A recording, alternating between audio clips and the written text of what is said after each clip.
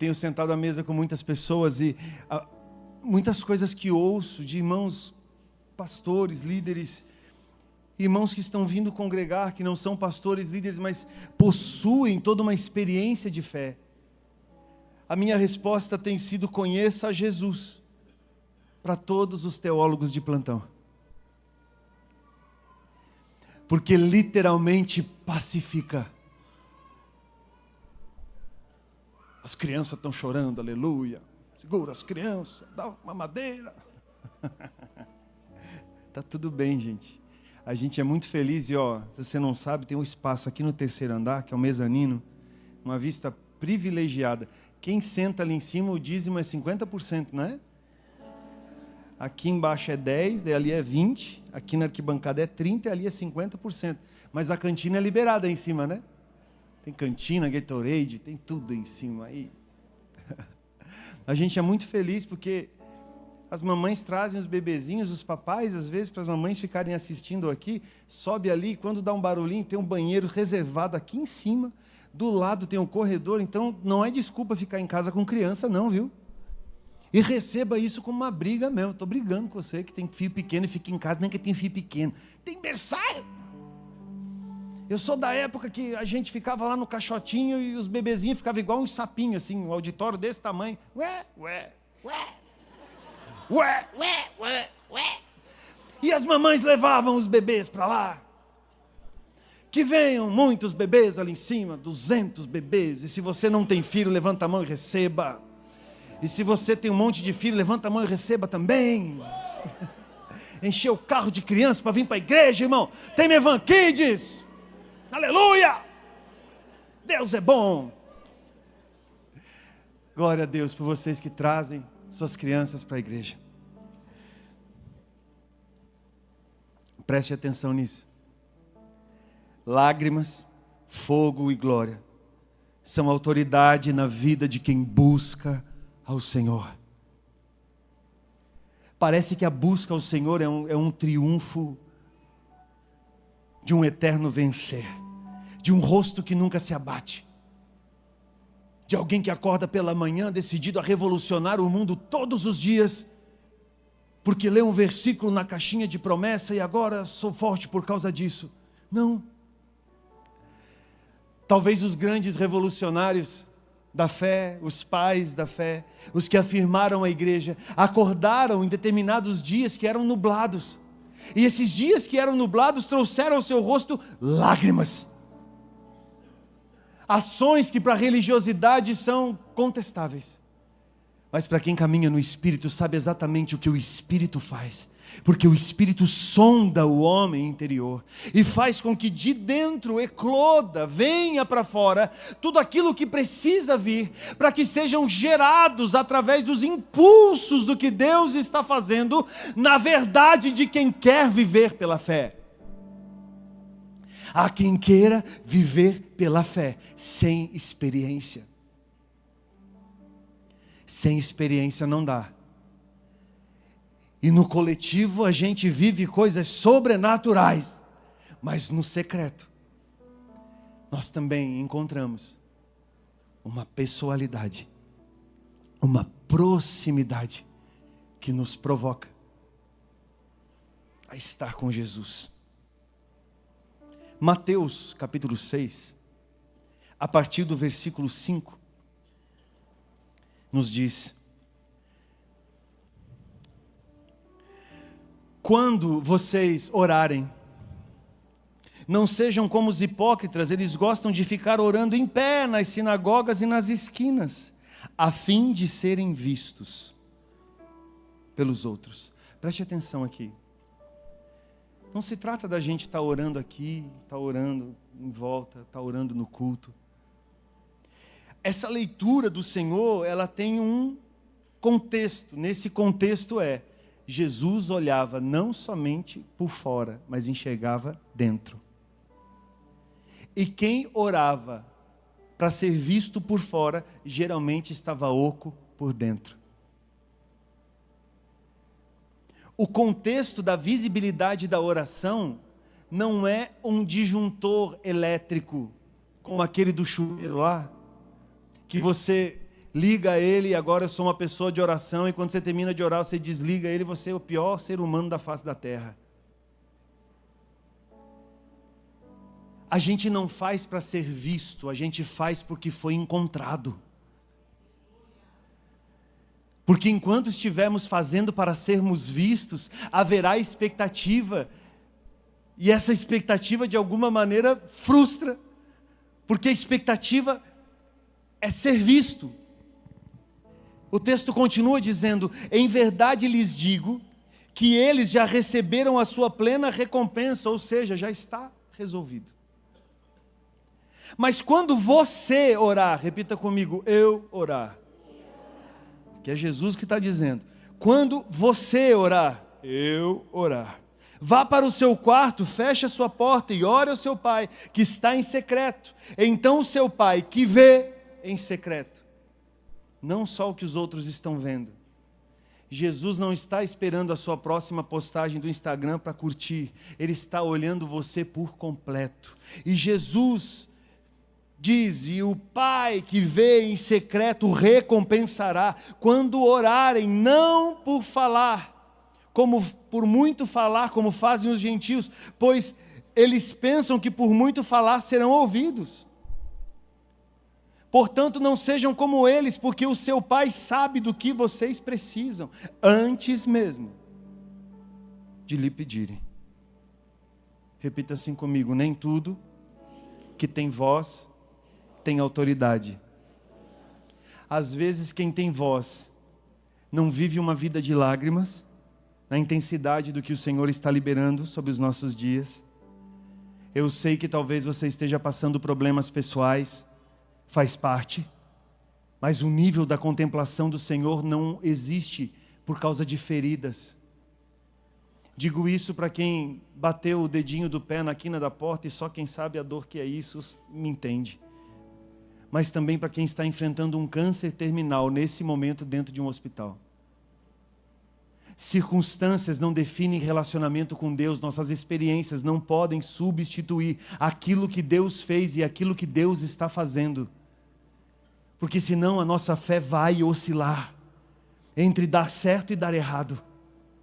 A medida de Jesus para as nossas vidas é compreender a autoridade da glória e do fogo em meio a tudo isso. Porque a circunstância pode dizer para você, vai dar errado. Mas o Senhor disse que daria certo, então de que lado você vai ficar? Da voz que te impulsiona, ou da voz que te deprecia? Enquanto existem algumas dezenas que não querem te ouvir, existem milhares esperando que você abra a boca e se movimente. Dar ênfase a quem não te quer é mais prejudicial do que qualquer enfermidade na carne, porque age diretamente nas suas emoções e tira você do eixo, fazendo com que você deixe de viver uma vida linear e apontada no Cristo e passe a focar em quem te rejeita. É chegado o tempo de você dar um pouco de atenção a quem te ama e quem se importa com você, porque nisso você vai florescer na voz que te chamou e te amou antes mesmo de você existir. Jesus é quem mais te ama nessa vida. Você está quietinho, irmão? Dá uma glória a Deus aí. Muitos homens de Deus estão escondidos e não estão aparecendo, não estão na internet, não estão com muitos likes, não estão com muitos views, não estão abrindo denominações, não estão fazendo muitas coisas, mas carregam em si a autoridade. A autoridade de um homem não está no convênio, a autoridade de um homem não está no convênio que ele fez com a propaganda e com o marketing. A autoridade de um homem, de uma mulher, está nas suas convicções, daquilo que manifesta publicamente, dentro do seu quarto, na sua sala, lavando a sua louça, honrando seus compromissos, amando seus amigos, cuidando dos seus irmãos, sendo responsável com seus filhos. À medida do que o Senhor faz, passa por essa estrutura que nos forma e nos leva em direção a Ele. Jesus é a forma da criação, mas Ele também foi a forma. é igual pão. Se a forma for torta, o pão que for feito dentro da forma vai sair torto. A minha mãe tinha uma forma dessa quando fazia pão no fogão a lenha, lá na Serra Catarinense. Eu era pequeno e lembrava. Porque a forma era dividida em duas metades. E uma daquelas metades, em alguma das nossas 739 mudanças, amassou. Sabe coisa que cai da mudança e aí você olha e diz, ainda dá de usar.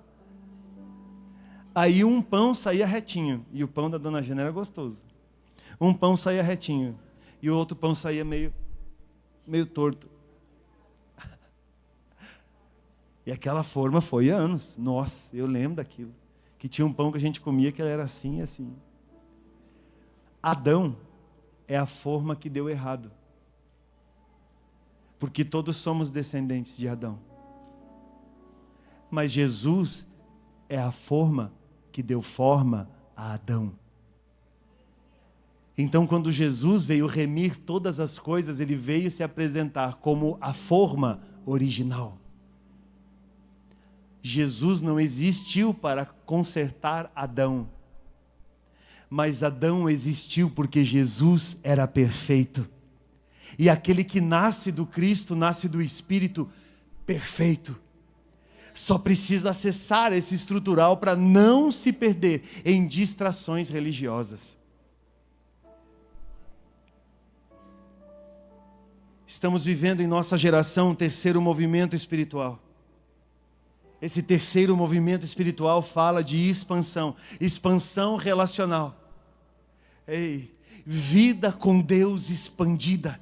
Vida com Deus transbordante, vida com Deus fazendo a diferença em tudo e todos. Sabe, você passando e transformando lugar, você chegando e transformando rua, você entrando na sua casa e transformando a sua família, você caminhando e pacificando a tensão, você tocando e curando, você com lencinho na mão, orando por alguém, encostando em alguém e fazendo com que essa pessoa seja curada. Você já imaginou isso? Não são só de intenções que se vive o Evangelho, querido. É de prática. E nessa prática, quando acontece, você vê que não tem a ver só com você. Esse é um indicador de maturidade. Esse é um indicador de maturidade. Podemos chamar esse despertar da igreja como a igreja verdadeira e não opressora. Uma igreja que é acolhedora e instrutiva. O que é uma igreja opressora? Imposição. Irmão, imposição. A história da igreja, não só a contemporânea, que nós tão bem conhecemos no nosso país, mas desde os tempos remotos, a história fala por si. Não entrar nesse mecanismo de imposição, de opressão e entender o que significa o acolhimento. Todo o acolhimento gera uma responsabilidade de instrução, guarde isso. Porque quando se recebe alguém, não se pode ser inerte aos rumos e aos nortes, ao norte daquilo que o Senhor está apontando, porque se somos inertes, seremos responsáveis pela inércia na vida das pessoas. O nosso trabalho não é ficar entregando versículos para você ter a sua vida aliviada, mas ter a sua vida transformada. Porque nessa transformação você vai viver essas camadas de evolução e amadurecimento, aonde você, com o passar do tempo, já não mais vai se reconhecer. Cura e restauração devem estar presentes em nossa visão, audição e movimentação. Vou repetir. Cura e restauração devem estar presentes em nossa visão, audição e movimentação. E o sabor sempre será o mesmo. Porque Jesus é suficiente ao nosso paladar. Ele é o sabor. o tempero, a medida correta. Salmos 34:8. Salmos número 34, verso 8 diz: provem e vejam como o Senhor é bom, como é feliz o homem que nele se refugia. Se é para provar, é porque tem sabor. E se é Jesus, com certeza será agradável ao paladar de todos, porque Ele veio ao mundo para salvar a todos. Aleluia! Comece acreditando em quem ninguém acredita.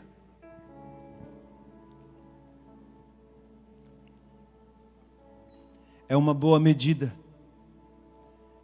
porque aí a nossa fé literalmente vai ser pressionada. Coloca para mim Ezequiel, capítulo 37, a partir do versículo 1. É um dos textos mais emblemáticos na Bíblia. Pouco crente de algum tempo de caminhada não conhece. Mas olha que chave extraordinária que há sobre isso. A mão do Senhor estava sobre mim, e pelo seu Espírito me levou. Repita comigo esse início. A mão do Senhor estava sobre mim, e pelo seu Espírito me levou. Preste atenção numa coisa. Antes de profetizar, ou antes de entrar num ambiente onde a profecia é necessária, tenha certeza de que a mão do Senhor está sobre você. E de que o Espírito está te conduzindo. Porque se não há afirmação pela mão do Senhor, e muito menos a instrução do Espírito sobre a direção, por mais bem intencionada que seja a profecia, é bem provável que ela se perca pelo caminho. O cenário começa dessa forma. E me levou para o meio de um vale cheio de ossos. Ele me levou de um lado ao outro entre eles, e pude ver que era enorme o número de ossos no vale, que os ossos estavam muito secos. Ele me perguntou: filho do homem, esses ossos poderão tornar a viver? Eu respondi: ó soberano Senhor, tu sabes. Então ele me disse: profetize a esses ossos e diga-lhes: ossos secos, ouçam a palavra do Senhor. Assim diz o soberano Senhor a esses ossos. Ele disse: então profetiza. E o que ele fez? Profetizou. Quando o Senhor disser para você, libere a palavra e profetiza, não é para você se enfiar num quarto, se esconder debaixo de uma cama, colocar 5 camadas de coberta por cima, se esconder atrás de redes sociais e nunca mais se relacionar com ninguém. Quando ele disser profetiza, é profetiza mesmo. Enfia o dedo na cara do osso seco e manda fogo. É profecia na cara da caveira. É só estar atento ao que o Senhor está falando. Quando você estiver atento ao que Ele está dizendo, você vai fazer. E a hora que você fizer, você vai ver acontecer. Não se acovarde. Não se acovarde. Quando Ele disse: ouçam a palavra do Senhor, assim diz o soberano Senhor a esses ossos: farei um espírito entrar em vocês e vocês terão vida. Porei tendões em vocês, farei aparecer carne sobre vocês e os cobrirei com pele. Porei um espírito em vocês e vocês terão vida. Então saberão que eu, o Senhor, sou o Senhor. Assim profetizei conforme a ordem recebida. E enquanto eu profetizava, não foi 6 meses depois, nem 1 ano depois, não foi 200 anos depois, 5 gerações depois. Não, pastor, tem coisa que eu estou profetizando agora que é para gerações futuras. Enquanto eu profetizava, houve um barulho, um chocoalhar de formas que ossos se juntaram, osso com osso. Eu olhei, e ossos foram cobertos de tendões e de carne, e depois de pele, mas não havia espírito neles. A seguir ele me disse: profetize ao Espírito, profetize, filho do homem, e diga-lhe que Assim diz o soberano Senhor: venha desde os quatro ventos, ó Espírito, e sobre dentro desses mortos para que vivam. Profetizei conforme a ordem recebida, e o Espírito entrou neles, e eles receberam vida e se puseram em pé. Era um exército enorme. Aquilo que era osso seco, morte, se apresentou como um exército de prontidão enorme. A profecia tem autoridade impulsionada pelo Espírito de transformar a realidade, fazer com que o caído fique em pé, com que o morto ressuscite, com quem não tem esperança, que encontre esperança. Era um exército enorme. Então ele me disse: filho do homem, estes ossos são todos os israelitas, ou seja, o meu povo. Eles dizem: os nossos ossos se secaram e a nossa esperança desvaneceu-se, fomos exterminados. Por isso, profetize e diga-lhes que assim diz o soberano Senhor: ó meu povo, vou abrir os seus túmulos e fazê-los sair. Trarei vocês de volta à terra de Israel. Quando eu abrir os seus túmulos e os fizer sair, vocês, meu povo, saberão que eu sou o Senhor. Porei o meu espírito em vocês e vocês viverão. Eu os estabelecerei na sua própria terra. Então vocês saberão que eu, o Senhor, falei e fiz. É isso que ele declara. Ponto.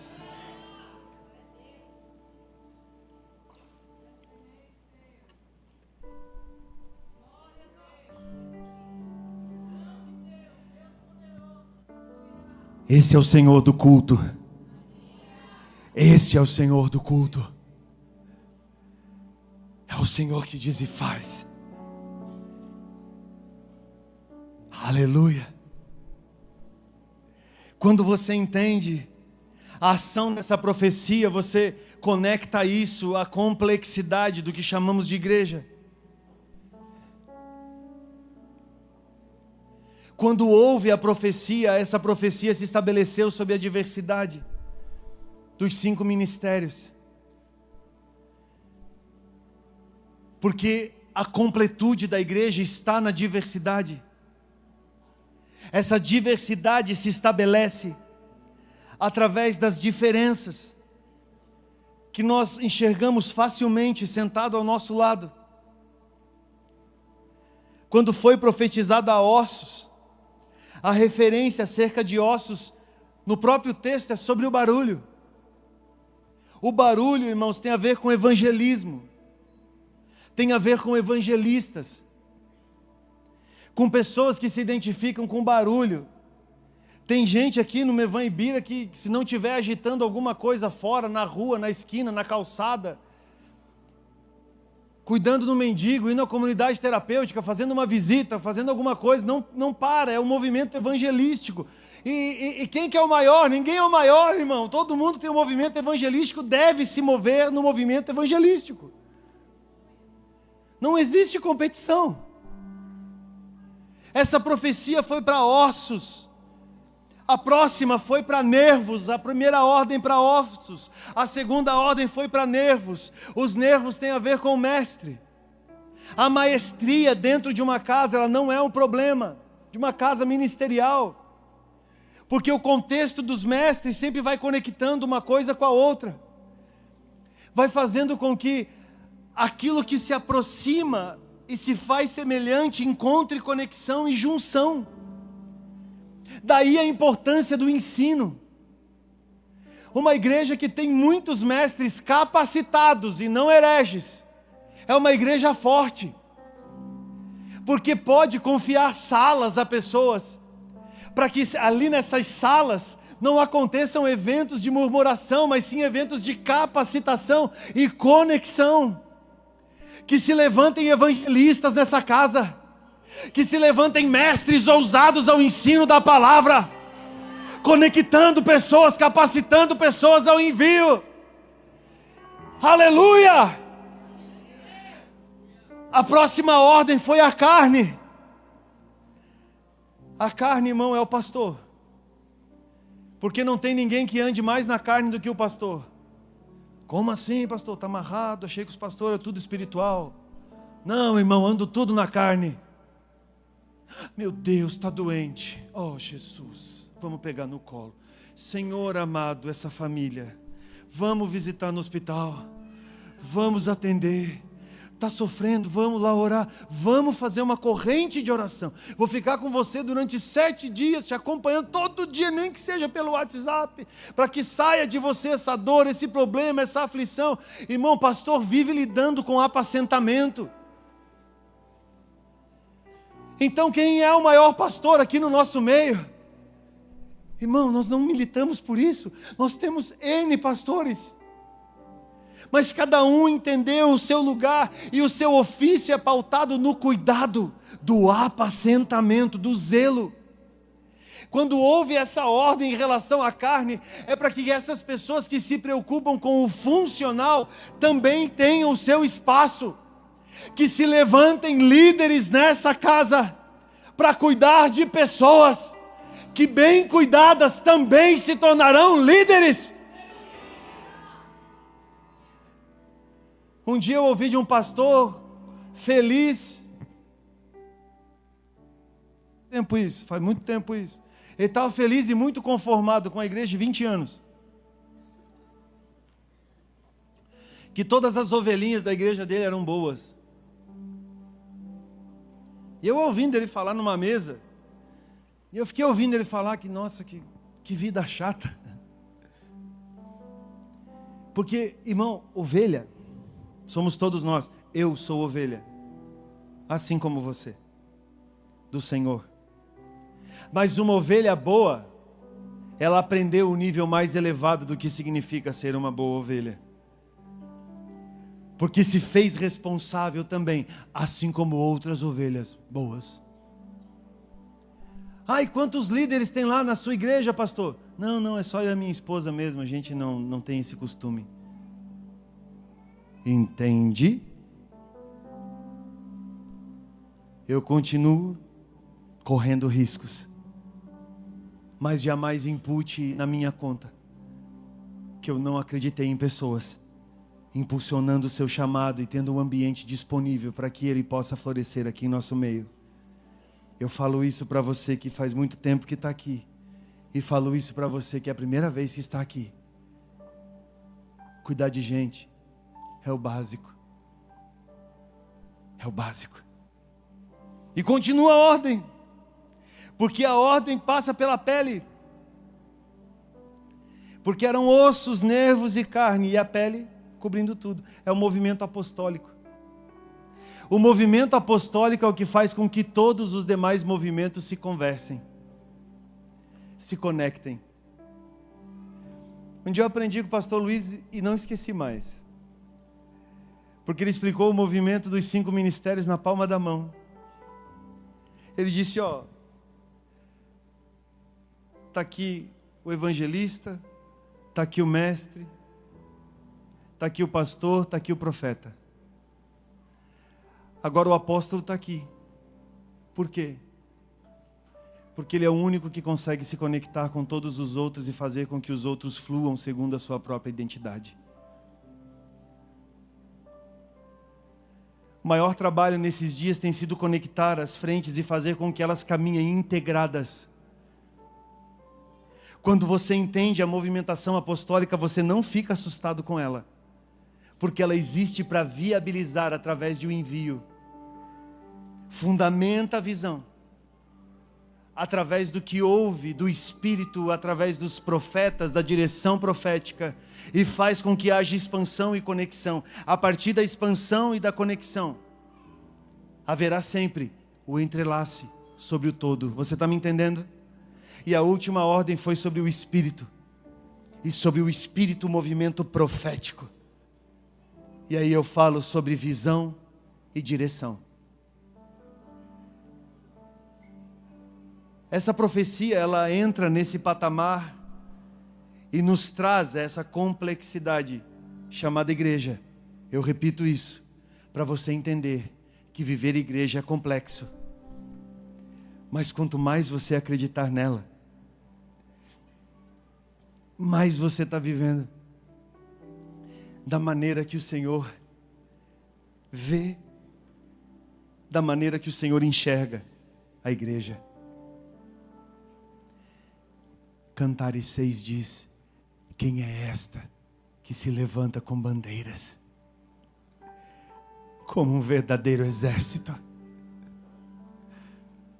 Enquanto estivermos separados, seremos apenas bandeiras a flamejar